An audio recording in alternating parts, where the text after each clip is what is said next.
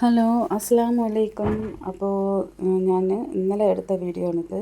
ഇന്നലത്തെ ചോറും തോരനും വെണ്ടയ്ക്കയും വഴുതനങ്ങയും കൂടെ ഇട്ട കറിയൊക്കെ ആയിട്ട്.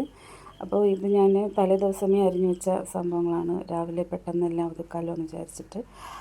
അപ്പോൾ നമുക്ക് വീഡിയോയിലോട്ട് പോവാം. അപ്പോൾ ആദ്യം തന്നെ ഞാൻ അരി ഇടാൻ വേണ്ടിയിട്ട് വെള്ളം അടുപ്പത്തിട്ടിട്ടുണ്ടായിരുന്നു. അപ്പോൾ വെള്ളം തിളച്ച് വന്ന് അരി ഞാൻ കഴുകിയിട്ടു. അത് കഴിഞ്ഞിട്ട് നമ്മുടെ തോരൻ റെഡിയാക്കാമെന്ന് പറഞ്ഞ് ചട്ടി അടുപ്പത്ത് വെച്ചിട്ടുണ്ട്. അപ്പോൾ തോരൻ എന്ന് പറയുമ്പോൾ ഒരു ഐറ്റം മാത്രം വെച്ചിട്ടുള്ള ഒരു തോരനല്ല. രണ്ടെണ്ണത്തിൽ നിന്ന് കുറേശ്ശെ ഒരു ക്യാരറ്റും കുറച്ച് പയർ വരുന്നായിരുന്നു. അപ്പോൾ രണ്ടും ഒറ്റയ്ക്ക് വെച്ചാൽ തികയില്ല എന്നറിയാമെന്നുള്ളതുകൊണ്ട് രണ്ടും കൂടെ മിക്സ് ചെയ്ത് വയ്ക്കാമെന്ന് പറഞ്ഞ് അരിഞ്ഞെടുത്തായിരുന്നു.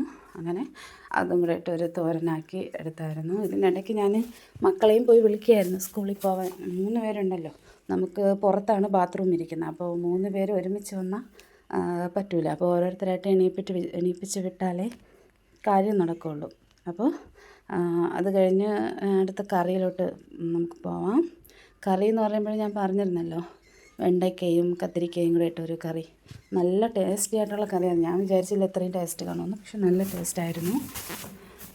കറിക്ക് നമുക്ക് ആദ്യം തന്നെ എണ്ണ ഒഴിച്ച് കടുക് താളിച്ച് വറ്റൽമുളകിട്ട് കറിവേപ്പിലയൊക്കെ ഇട്ട് താളിച്ചതിന് ശേഷം നമ്മുടെ വെളുത്തുള്ളിയും സവോളയും ഇട്ട് ഒന്ന് വഴറ്റിയെടുക്കണം. അത് കഴിഞ്ഞ് നമ്മൾ ഒരു തക്കാളി അടിച്ച് വെച്ചിട്ടുണ്ടായിരുന്നു, അതും ഒഴിച്ച് ഒന്ന് തിളച്ച് വരുമ്പോഴേക്ക് നമ്മുടെ വെണ്ടയ്ക്കയും കത്തിരിക്കയും കൂടെ തട്ടി കൊടുത്ത് കുറച്ച് പുളിയും കൂടെ പിഴിഞ്ഞ് വീഴ്ത്തി വേവിക്കണം. അപ്പോഴേക്ക് ചായ അപ്പുറത്ത് അടുപ്പിൽ വെച്ചിട്ടുണ്ടായിരുന്നു, അത് അത്രയും പൊങ്ങി കളഞ്ഞിട്ടുണ്ടായിരുന്നു.